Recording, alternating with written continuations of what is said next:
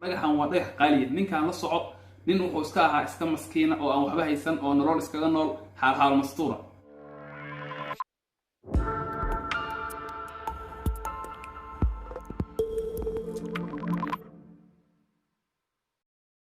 صاحب يا المر لبادي مرسد على سود وهذا وبرنامج كأن أنو واحد جرني مالي كم إذا أسبوعي ميت كم إذا دعوينك وياك بدن صحافة عالم كأي كقرت الدنيا ضافها هذا أسبوع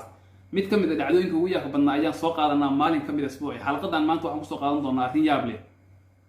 وحلقة يا أنت بدلين عم غشيت هبل ومال تاجر أما هبل دائما يذهب أي عرق وصدقتي يعني مركل لقاه ضياه ويه قف أنا مركل روح بهيسن لكن سك كذا أما دقدقة أما يابله وحكوها لي أو هنتفر بدن كوها لي nin u dhashay waddanka Indonesia oo 33 sano jir ah aad u faqiir ah kana shaqaysan jiray in uu sameeyo naxashka dadka meedka lagu qaado ayaa asbuucan warbaahinta caalamku waxay ka qortay dhacdo yaab leh ninkan ayaa hal mar wuxuu iska rogay nin iska maskiin oo caruurtiis u shaqaysta oo naxashiyada sameeya oo qutulyoonkiisa raadsada ilaa uu isku rogay nin hantiilo weyn oo haysta 1.8 milyan ama 2 milyan oo dollar lacag ku dhow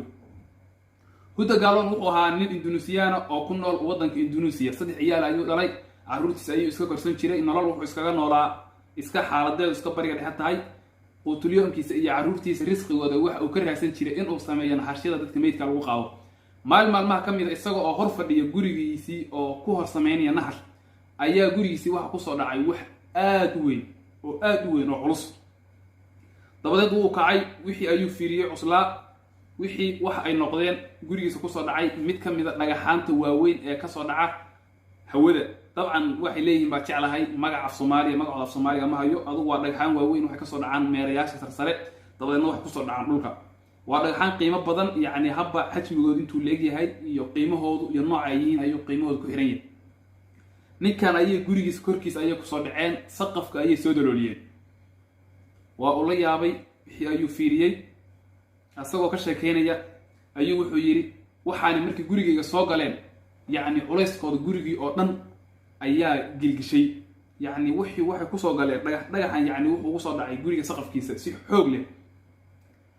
wuxuu yiri markii waxaan soo dhaceen aad ayay u kulaayeen buu yiri wargeyska The Sun ee waddanka Ingiriiska ka soo baxa ayaa wuxuu ku sheegay dhagaxan ninkan gurigiisa ku soo dhacay in uu ahaa 2 kilogram dhagaxan waa dhagax qaaliya waxaan soo sheegnay waa mid kamid ah dhagaxaanta hawada ka soo dhaca hawada sare ayuu ka soo dhaca mid kamid ah meerayaashaas ayuu ka soo dhacaya dabadeedna meeraheena ay dhulkeena